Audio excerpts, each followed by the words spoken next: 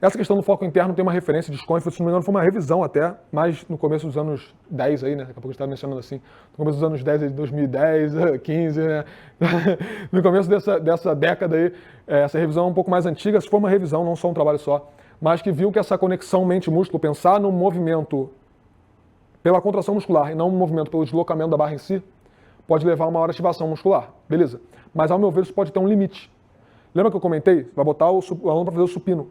Naturalmente no supino, ele vai querer empurrar a barra para fora, porque isso entra mais tríceps no movimento, entra mais cotovelo, facilita o trabalho do ombro.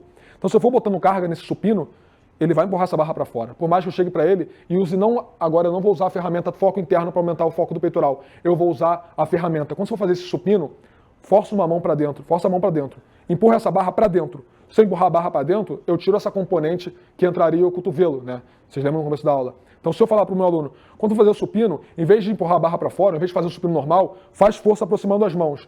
Eu estou usando aqui de uma estratégia que vai aumentar o trabalho do meu peitoral maior. Vai, mas até um limite. Porque se eu for botando carga, ele não vai mais conseguir fazer isso. A estratégia que ele está fazendo ali é basicamente manipulando o braço de momento. Vai se assemelhando no supino reto no halter. Isso. E aí vai chegar um limite que ele não vai conseguir querer usar o peitoral mais por conta desse. Agora eu estou dando um estímulo mecânico para ele mesmo, não é nem mente e músculo. É um drive ali para ele no movimento onde ele usaria mais peitoral. Mas isso tem um limite, entendeu? Então eu acredito que isso vai aumentar a ativação, pode aumentar o trabalho dependendo da sobrecarga, entendeu? Posso fazer às custas, posso fazer um supino mais às custas do peitoral. Sim, mas se tiver leve, porque se tiver pesado, obrigatoriamente vai ter que entrar. Perfeito? E até um ponto interessante.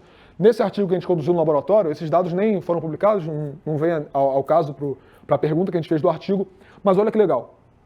A gente botou o aluno para fazer um supino inclinado, beleza? Uma das formas de se medir fadiga é pelo aumento da ativação de um músculo durante um exercício, perfeito? Conforme esse músculo vai se trabalhando durante o exercício, a ativação dele vai aumentando. Provavelmente porque a fadiga vai se instaurando, vai sendo mais difícil dele produzir tensão com a mesma ativação, porque esse músculo está fadigado, então tem que aumentar a ativação para fazer o mesmo movimento, perfeito?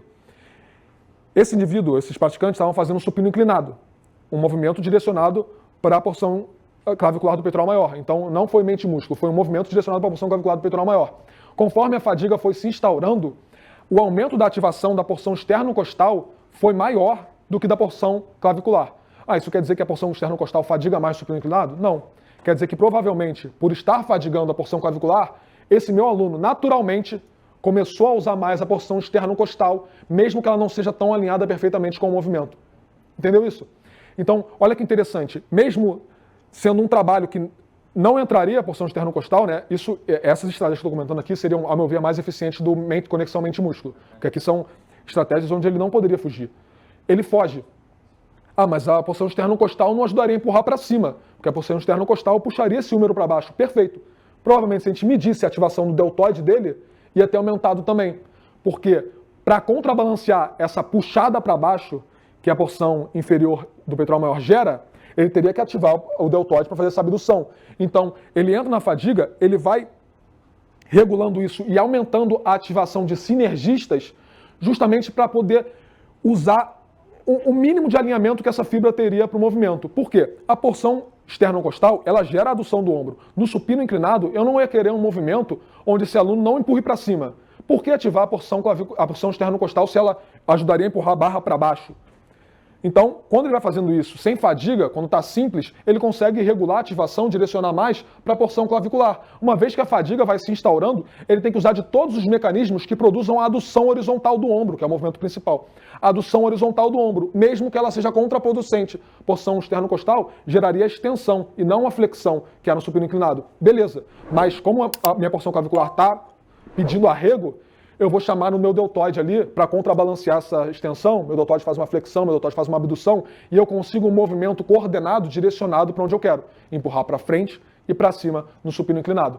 Então, quando a gente pensa, perceba o tamanho da volta que eu dei, né? Quando a gente pensa na conexão mente-músculo como uma estratégia para direcionar a ênfase de um exercício, eu considero uma estratégia fraca porque ela é dependente do aluno. E também é fraca porque se eu uso de manipulações mecânicas para obrigatoriamente direcionar o estímulo, como por exemplo, puxar a mão para dentro num supino, tentando usar mais peitoral maior, ou por exemplo, usar um supino inclinado, tentando direcionar mais a porção clavicular, uma vez que ele vai chegando a complexidade do movimento, a fadiga, a dificuldade, vai se exaurindo, ele vai perdendo essa capacidade, entende? o corpo vai usando de mecanismos.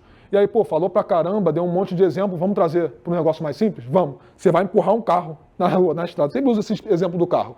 Tu vai empurrar um carro na estrada. Vai ter uma pessoa que só vai empurrar pela lateral e vai ter uma pessoa que vai empurrar pela traseira. Quem tu vai chamar para te ajudar a empurrar?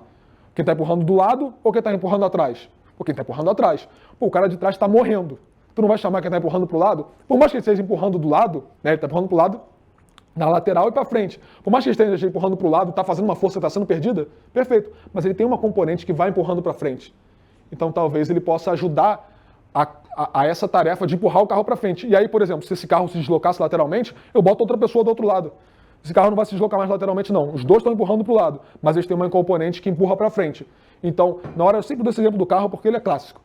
Na hora que vai fazer um movimento ali, você, naturalmente, sabe quem selecionar.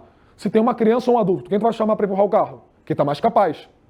Na panturrilha em pé ou na panturrilha sentado? Quem o corpo vai chamar mais para fazer o movimento? Quem está mais capaz. Talvez na em pé entre mais gastrocnêmio, talvez na sentado entre menos, né? A questão de ativação a gente encontra isso. Então a gente pode fazer esse paralelo. E o nosso corpo ele é inteligente porque ele sabe disso tudo sozinho. Ele sabe que se ele usar o esternocostal mais, vai mudar um pouco o movimento e vai ter que contrabalancear com o deltoide. É tudo questão de somatório de forças para o movimento.